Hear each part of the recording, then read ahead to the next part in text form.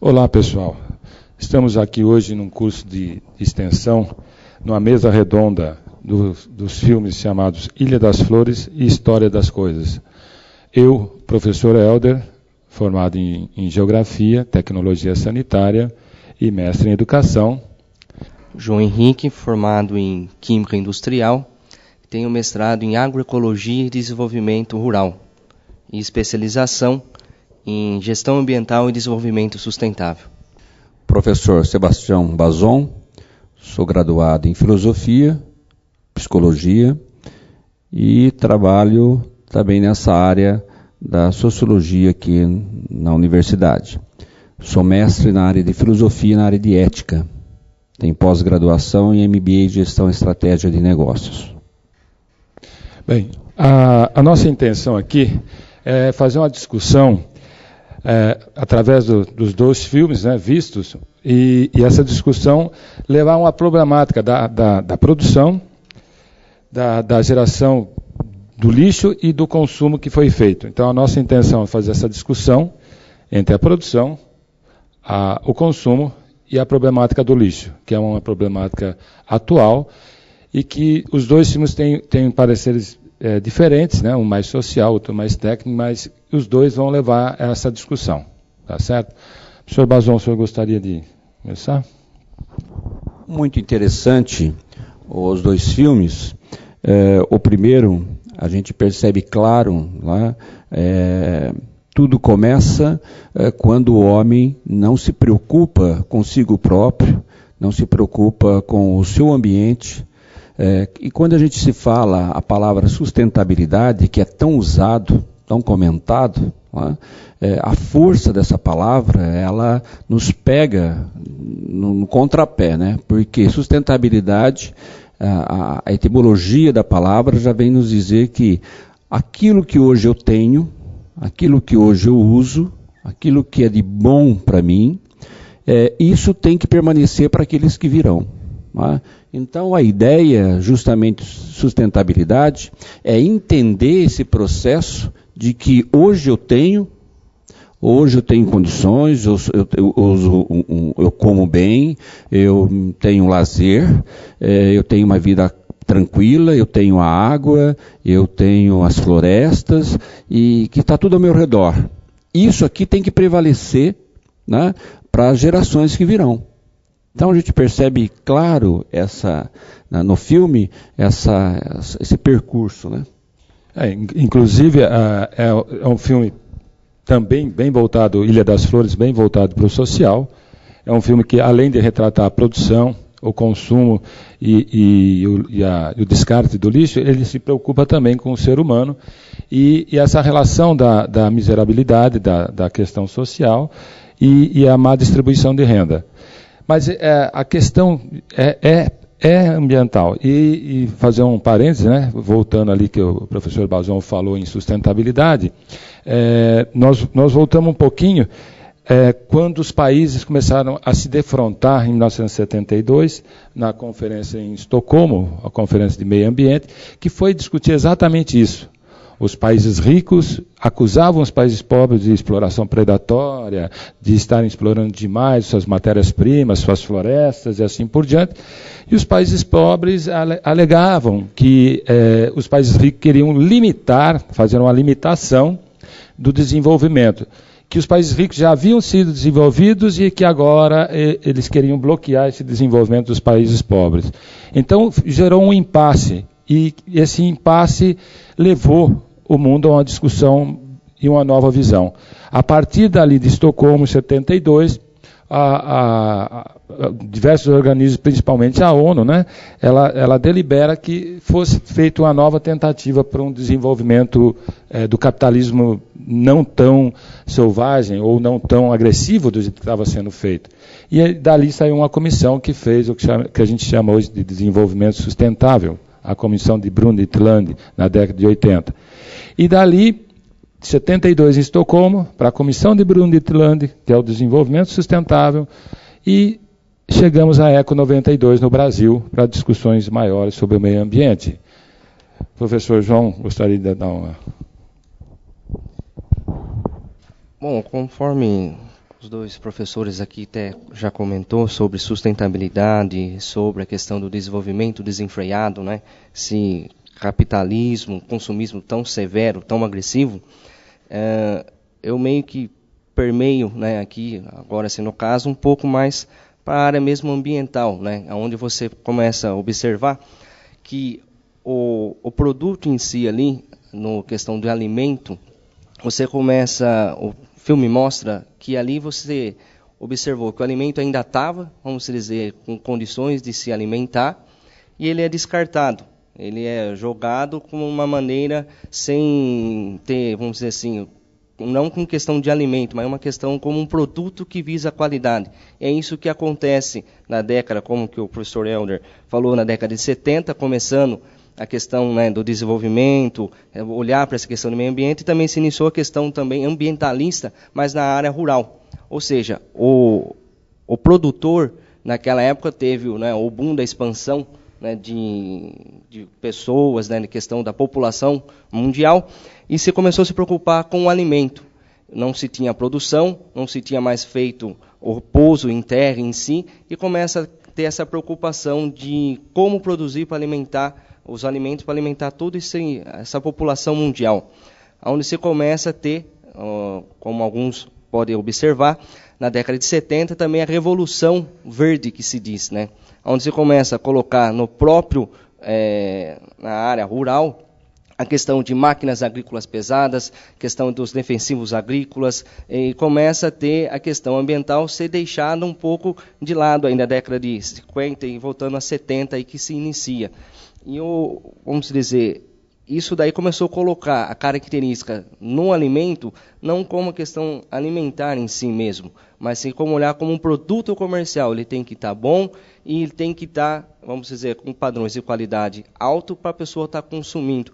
Isso daí se desencadeou a questão de resíduos, se olhar pela questão de hoje da política nacional, né, que nós temos de resíduo sólido, a grande quantidade de resíduo em si seria orgânico. Então você vê essa lei agora 12.305, que está já vigorada desde 2010, que vai entrar agora aí, né, nos próximos anos, ele prima muito isso daí, a questão de como a gente está conduzindo esse resíduo nosso de uma maneira adequada. Hoje tem bastante lixão aberto, tem questão, né, de deposição inadequada, e essa lei, ela vem para, vamos dizer, formalizar, que nem nós vimos no filme ali, as histórias das coisas, né? Onde que fala, no final, o grande problema, a questão de incineração, ou a questão, né, de como que é feita essa disposição final, e eu faço essa pergunta, né? Como, né, qual que é, vamos dizer, a gestão hoje pública, como que vai estar fazendo essa disposição final, como que estão trabalhando em cima disso daí, né? Então, nós estamos aqui para discutir isso, questão aquilo que eu falei, do alimento, né? Tem a agroecologia, na onde como eu falei, sou mestrado, então ela tem a questão da agrícola em si, né? Seja agronômica, aí tem a questão social, da ecologia, então ela vê a sustentabilidade, aquilo que o nosso professor Sebastião falou, né, Bazon, seria isso daí, ou seja, a sustentabilidade, mas desde o campo, porque o campo ele vai estar transferindo o alimento, as condições para a cidade, aonde a gente consegue, né, hoje usufruir disso. Então, ele permeia lá no campo daí em si, né, desde a sustentabilidade de lá e trazendo daí também para a questão das cidades daí, né. Nós temos, só falando que nós vemos da questão da história das coisas, ele fala ali vamos dizer, do consumo, né, da questão de emissão, né, de parte tóxica. O professor Helder, praticamente especialista nisso, tem a questão, né, do protocolo de Kyoto, né, que nós temos aí, foi feito, né, onde que nesse protocolo de Kyoto foi feito a questão do mercado de carbono. Muito se fala hoje em dia, o que é o mercado de carbono, como que é isso? Ou seja, seria uma licença, uma permissão, né, para as empresas em si estarem, né, ou seja, o poluidor pagador, ele vai estar, né, tendo um limite, uma cota que ele possa estar poluindo, umas empresas atingem isso daí, então vai a outras empresas e tentam comprar vamos dizer, essas licenças, essa certificação de outras empresas. Então, é um mercado que está em expansão. O Brasil chegou a ser o primeiro, né, questão daí dessa certificação de emissão de carbono, porém, daí a China e Índia têm passado à nossa frente, e é um mercado que nós temos que estar atento a isso daí, que nós lançamos 35,5 milhões de toneladas dessa parte de dióxido de carbono. Então, nós temos que tomar cuidado e ver com a questão do mecanismo de desenvolvimento limpo. Que entra daí a questão de tecnologia limpas, depois nós vamos entrar em outros méritos nessa parte. Professor. Obrigado, professor João. Professor Bazon, algum comentário sobre o... Então, é interessante que, quando o professor nos coloca aí, que a função do governo, lá no filme está claro isso, que a função do governo é cuidar de nós. Não é? Então, a gente percebe que esse governo deixa muito a desejar, né? A cuidar dessa polis, dessa cidade. Aí pegando mais na minha área, no campo da filosofia, o que seria essa polis, né? Essa cidade, e o governo, essa democracia, povo, graças a essa arte, né? Então a política nisso seria o quê? Essa arte de bem governar um povo. E a gente percebe que isso não está acontecendo. Não é? Enquanto o governo deveria se preocupar com isso, em dar todas as condições necessárias para que o povo possa viver bem, né? Como nós vimos no filme, o governo pede consumo, né? Pede que compre, que gaste, né?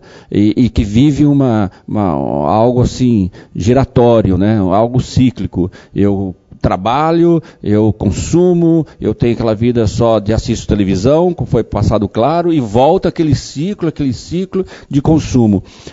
Isso, a gente não tem vida, né? Tanto que aí vai trabalhar, os filmes trabalham o sentido de liberdade. Santo Agostinho vai trabalhar esse sentido de liberdade também, e de livre-arbítrio. Quer falar? Só fazer uma colocação, professor Sebastião.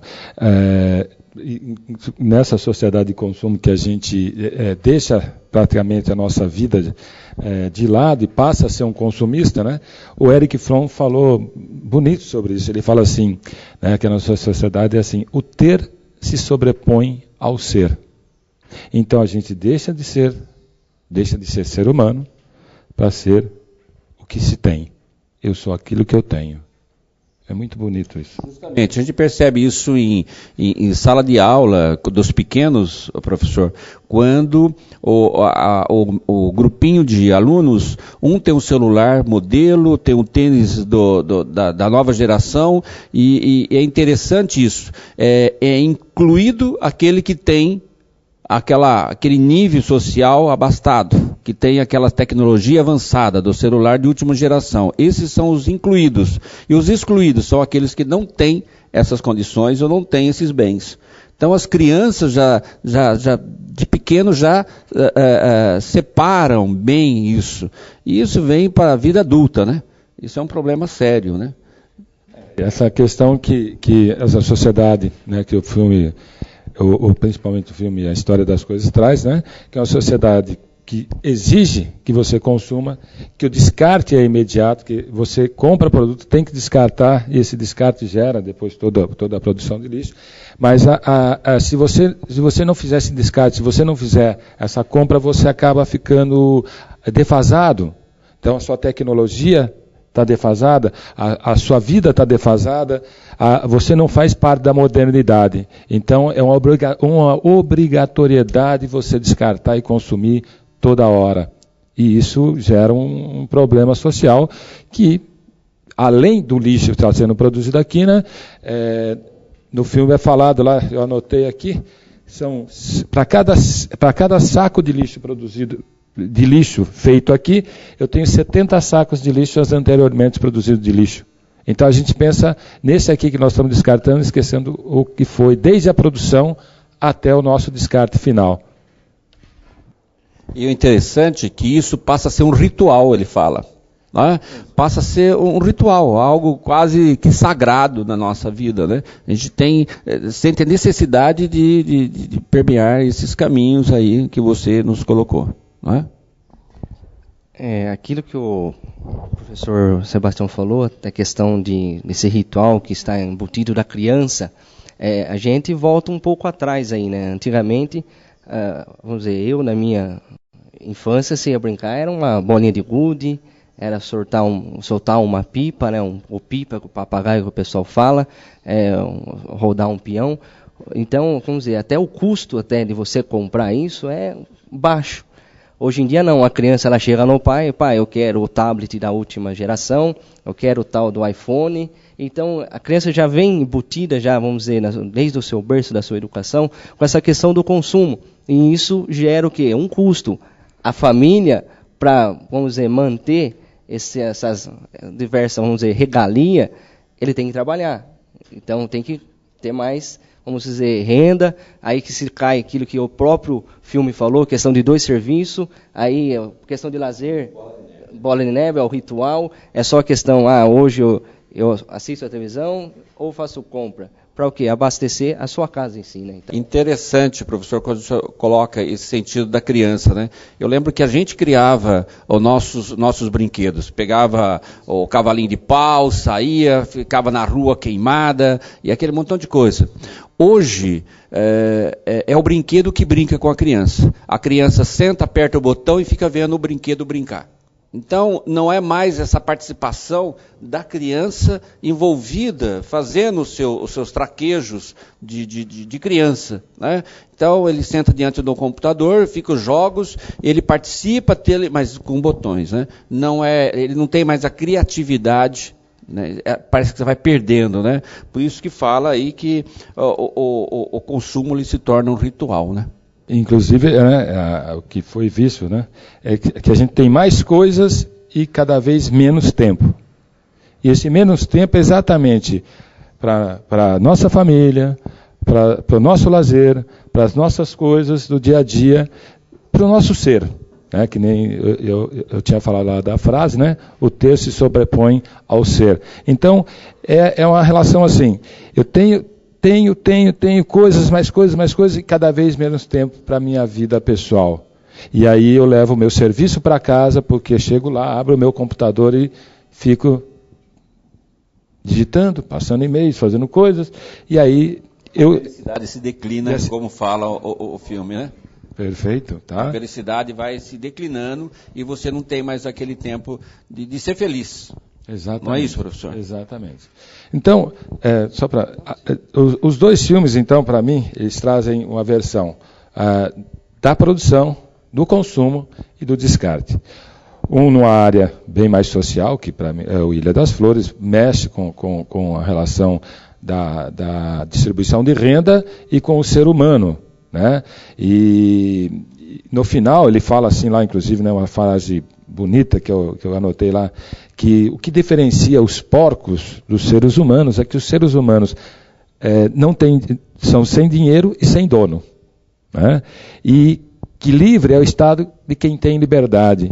E que liberdade é uma palavra que o ser humano alimenta, não há ninguém que explique e ninguém que não entenda. Então, esse negócio de liberdade é interessante porque Santo Agostinho, tira o santo, fica com Agostinho, que é um grande pensador, né? Santo Agostinho ele vai falar desse sentido de liberdade, né? E desse sentido de livre-arbítrio. Ele vai falar que o livre-arbítrio é essa escolha do bem e do mal. Enquanto que a liberdade é o ato de viver essa escolha do bem e do mal, né? É a sua liberdade. Sartre já vai fazer, Jean-Paul Sartre, ele já vai mais afinco. Ele vai falar assim que a liberdade é um peso. Ser livre é difícil, é pesado, né? Porque ele vai falar assim, o excesso de liberdade causa violência. Em outras palavras, né? A violência é o excesso de liberdade. Porque quando você é livre e se acha poderoso, a ponto de ocupar o espaço do outro, você cria violência. Então você invade o espaço do outro. E a gente percebe que esse consumo exagerado, né, é desenfreado, a gente fala assim, onde que você acha que você tem o poder pelo aquilo que você tem, como o professor nos colocou aqui, dá uma condição de você invadir o espaço do outro e fazer desse outro um objeto, né, de manipulação mesmo. E isso, quando faz isso, acontece a violência. Né? Então é interessante a gente perceber como os grandes, os poderosos, usam e abusam desse espaço que é do outro, né? Que é para a vida, né? até questão daí da liberdade, você, como foi bem colocado, aquilo que o professor Sebastião, né, comentou.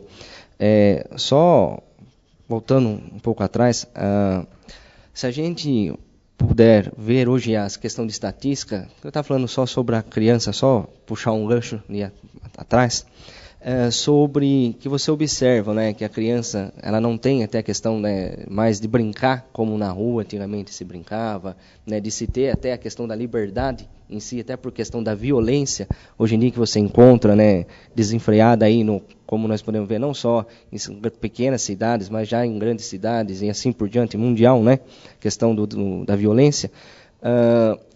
Por ela estar hoje só brincando, conforme falou, né, o brinquedo, brincando com ela, hoje você vê taxas, aí, índices altíssimos de criança obesa, com doença crônica, e questão daí, vamos ver, como vai ser esse adulto no amanhã? Como que vai ser a questão da qualidade de vida dele? Como que ele vai trabalhar? Qual que vai ser, vamos um pouco mais longe, qual que vai ser essa longevidade nossa? A gente está evoluindo? Vamos ficar uma pergunta, está regredindo? Como que está sendo esse consumo, né? Então, só colocar isso daí. Bem, outra questão também, né, é que em relação à produção e geração de lixo, o que nós devemos e vamos fazer com tudo isso? Então, fala-se em incineração, né, no filme. Vamos incinerar. E aí a incineração produz a famosa dioxina. Vamos reciclar. E a reciclagem, por si só, ela é uma coisa boa. Ela vem com um efeito positivo. Mas ela sozinha não vai conseguir fazer tudo. Então, a mudança de comportamento, a mudança da sociedade em relação que, como já foi falado, desde a década de 80, com o chamado desenvolvimento sustentável, ela vem se colocar numa nova postura de sustentabilidade e de equidade, como é falado no filme A História das Coisas.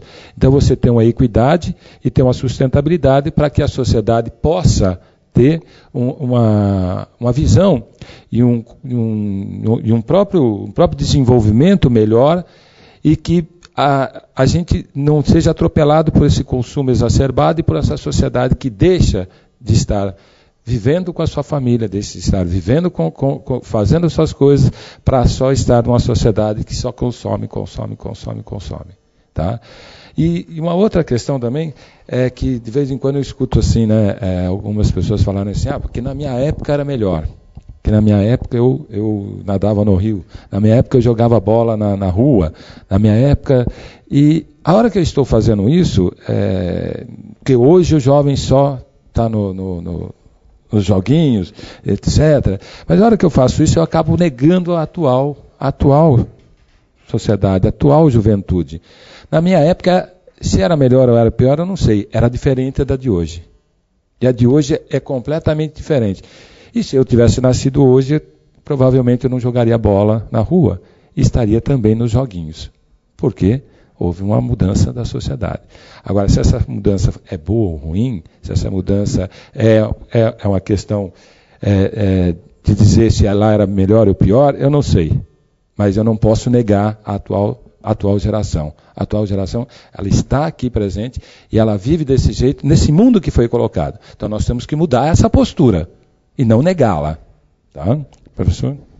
Concordo que não podemos negá-la, né? Mas nós temos que trabalhar esse sentido da qualidade de vida, né? A gente percebe hoje que essa qualidade de vida está muito a desejar com esse mundo em movimento, em mudança, em transformação. Concordo que a geração X aí, né? Geração X, onde eu tinha cabelo, viu, professor? Eu tive cabelo também, Então, essa geração X, que agora a gente se depara com nossos alunos, geração Y, e essa geração Z, né, que está vindo aí, que já estão falando até em novas gerações. Mas essa geração Z, essa geração que ao mesmo tempo, eles fazem tudo ao mesmo tempo. Eu sou também, coordeno um colégio. E a gente percebe que as crianças do ensino fundamental 2, eles saem da escola, vão para casa, Quando chega em casa, as mães contam pra gente. Chega em casa, a criança liga a TV, pega o prato para almoçar, põe o cachorrinho, deita no pé dele, ele põe o pé em cima do cachorrinho, liga o computador, entra no MSN ou se não no Face para conversar com aquele coleguinha que ficou com ele durante 5 horas na sala de aula. Ele fica fazendo aquilo, olha a televisão, come e põe o pé no cachorro e brinca com o cachorro, tudo ao mesmo tempo. Tá? Então, e faz. Tá? E faz. É uma mudança, uma transformação que está acontecendo. Né? Essa criança, ela é feliz? Ela é feliz nesse momento que ela está fazendo tudo isso, ela se sente bem, tal. O tempo lá atrás, da minha época que eu tinha cabelo e que eu brincava, lá, eu também era feliz e criava meus brinquedos e fazia, mas eu não digo que essa criança, ela fica meio insensível, né? Ela fica meio insensível, às vezes, no tratamento de pessoas, de indivíduos. Ela fica meio fria, lá, professor? Casula, vamos dizer. Isso mesmo, isso mesmo. Diz alguns pensadores, professor, que o futuro, né, dessa geração que estão vindo, da Z e das demais que estão vindo, é uma geração que vai buscar a espiritualidade. Mas não a espiritualidade no sentido religioso, simplesmente, mas a espiritualidade no sentido de manter uma qualidade de vida maior, de ser reflexivo, né, e entender a realidade. Eu acredito, né, que essas mudanças que ocorrem têm a sua validade, essas gerações têm a sua validade. O professor? Professor, eu vou agora até a plateia ver aqui uma pergunta. Ela quer fazer, pode fazer primeiro. Eu queria fazer uma pergunta à mesa. Nessa atual geração que está vindo agora, como que vocês encaram a criança que, de uma forma que o pai chega em casa estressado, ao invés de ter paciência com o filho, ele dá um tablet para o filho brincar. Isso vocês consideram um abandono do pai aos próprios filhos? Como que vocês encaram isso? Eu percebo o seguinte, né? É mais cômodo, né? O pai, como demonstrou o filme, o pai está em constante movimento pelo trabalho, pela vida agitada, né? E o filho, quando chega em casa, para não ter a família mudou, né? A verdade é que a própria família mudou. Então, esse conceito de família passou por processo. Antes, aquela família que tinha a mesa, só recordando um pouco, tinha a mesa, que era o altar da casa, que é o altar sagrado, um ritual, um culto, todo mundo almoçava. Hoje, para pegar a família no domingo para almoçar, é complicado, até no domingo. Né? Ainda tem as famílias ainda que os pais falam, não, sábado, domingo é sagrado, o almoço em família. Mas mesmo assim, os demais, um fica no quarto almoçando, outro diante da TV, e não tem mais aquele sentido familiar. Então acabou isso, né? Então, à noite, o pai sempre, durante a semana, o pai trabalha, e quando tem um contato com o filho, começa lá a noitinha. Ou o filho já está arrebentado, porque hoje o filho, essa geração Z, ela termina a escola, tem aula de inglês, aula de teatro, aula de dança, aula não sei o quê, e quando vê, ele já não tem mais o tempo de família. Então é mais fácil dar o quê? Dar um computador, um tablet, ou um jogo do videogame.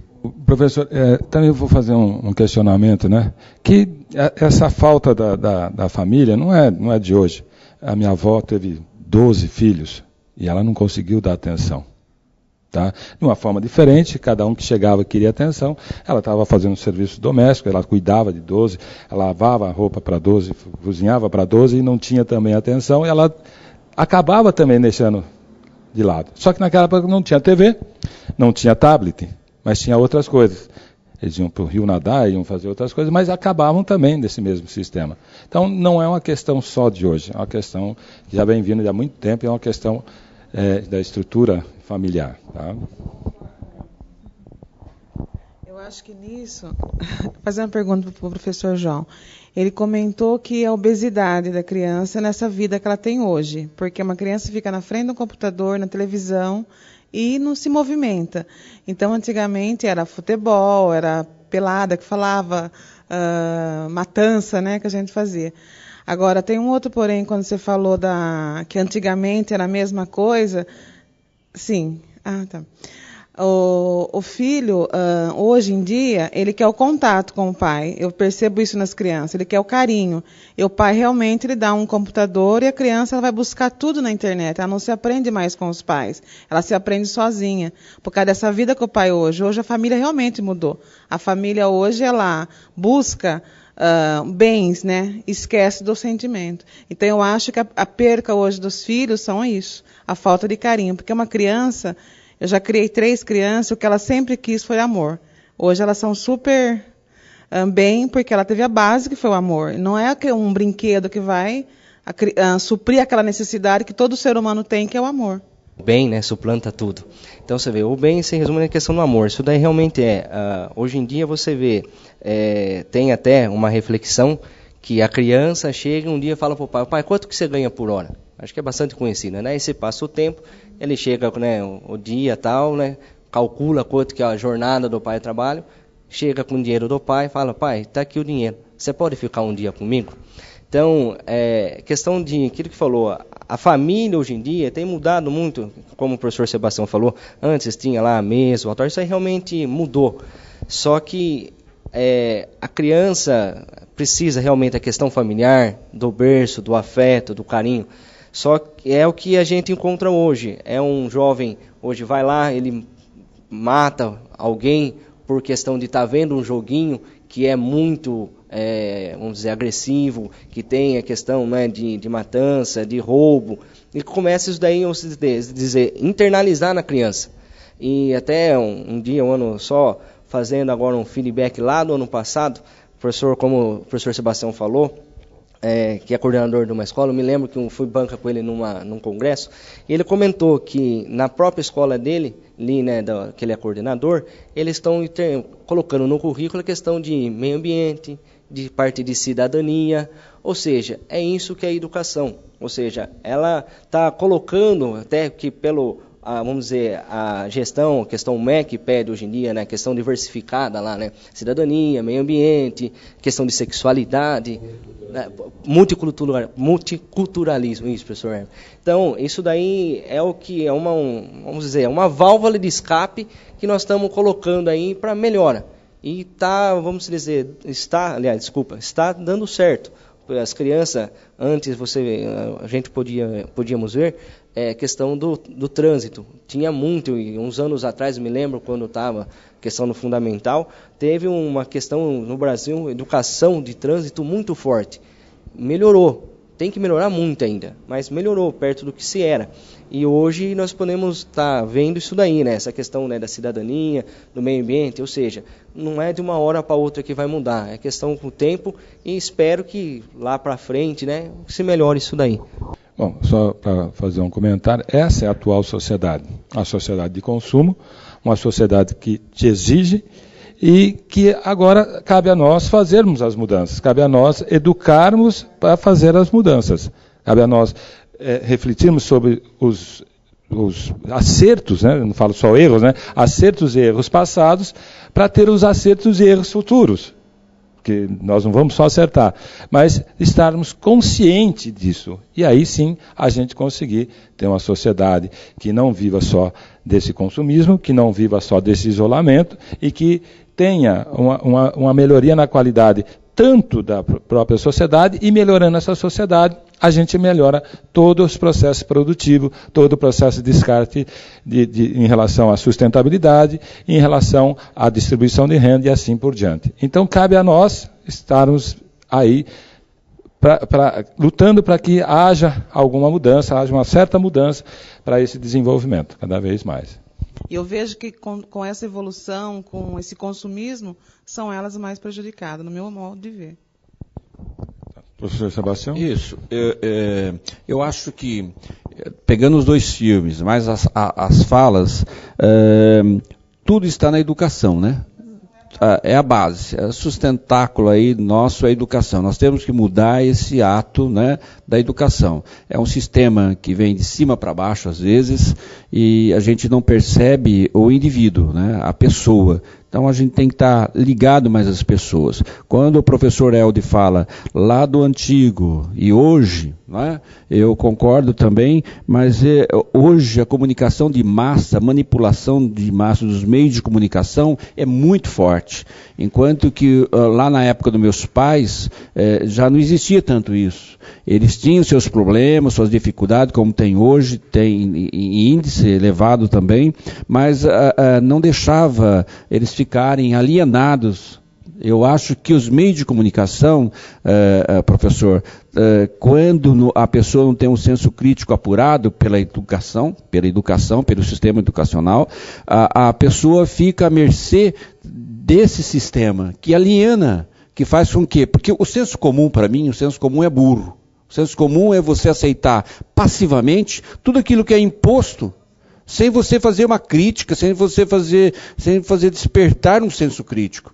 E isso, quando eu fico diante de um mecanismo que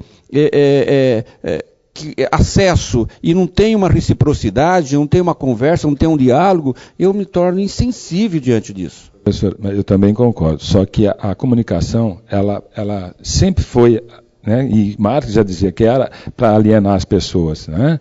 Então, hoje, eu também tenho uma comunicação da rede social que mudou as eleições passadas da Espanha. Do dia para a noite, os jovens se comunicaram na rede social e o candidato que estava em primeiro lugar perdeu a eleição por uma questão social. Eles se rebelaram contra aquele candidato, por ter uma postura que não era adequada a eles. Então, ao mesmo tempo que a gente vê essa alienação, nós temos hoje também jovens que estão inseridos dentro dessa rede e fazendo com que ela funcione. Mas que tem esse senso crítico apurado, sim, entendeu? Tanto porque é que mudaram a eleição. Entendeu? Sim, mas é o que eu estou falando.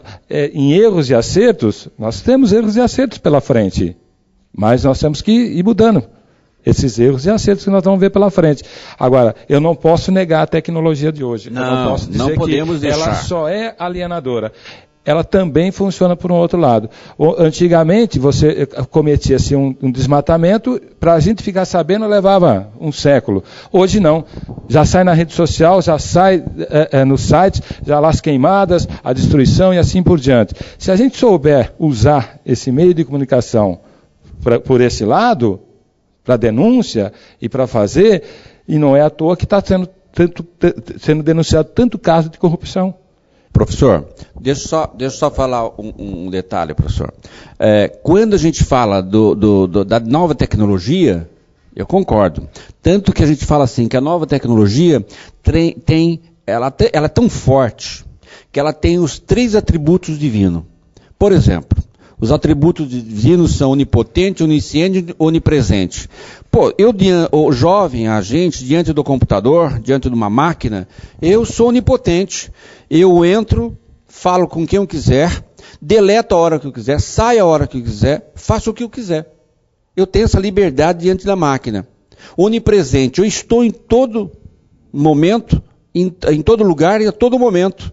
Eu estou lá conversando com meu filho, que está em outra cidade, no mesmo tempo estou batendo papo com a minha esposa, e no mesmo tempo estou aqui, no mesmo tempo estou com o professor amigo meu lá nos Estados Unidos. Então, onipresente, onisciente, eu sei de tudo o que acontece, como você falou, em espaço assim, de imediato. Acontece alguma coisa lá na boate, eu já estou sabendo aqui agora. Acontece uma explosão nos Estados Unidos, eu já estou sabendo que aqui agora. Então, esses 3 atributos divinos têm os 3 atributos também agora, aqui na nova tecnologia. Então... Só que tem uma coisa nisso tudo.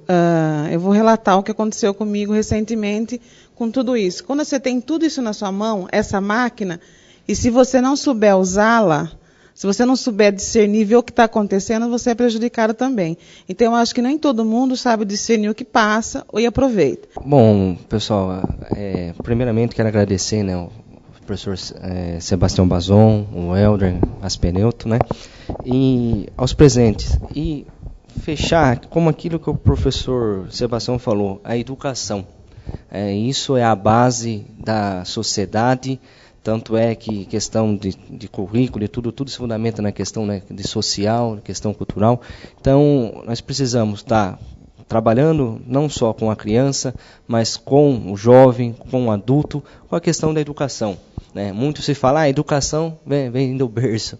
Mas isso não é só esta questão da educação, né? Vamos dizer. Educação no modo de você despertar o senso crítico, como o professor Sebastião falou, de você estar despertando, não é? Essa questão de olhar com um olhar mais clínico para a sociedade, e não só como o bem comum, né? Isso foi imposto a mim e pronto e acabou. Não, você contra-argumentar. Por quê? Né? Como? De que maneira? Então, acho que é isso. A educação é a base para tudo. Obrigado. Também vejo por esse lado, quero agradecer ao professor Helder, ao professor João, ao pessoal, né, aí. Muito obrigado. Eu acredito também que a educação é a fórmula aí número 1 da gente poder mostrar um mundo melhor, mais digno, mais humano, de valorização do outro, da importância do outro na minha vida. Eu tenho que entender que esse processo de vida ele se faz através do outro. Esse outro que vive ao meu redor, que eu tenho que dar a perspectiva desse outro, uma perspectiva boa de vida. Eu tenho que dar condições para esse outro viver bem.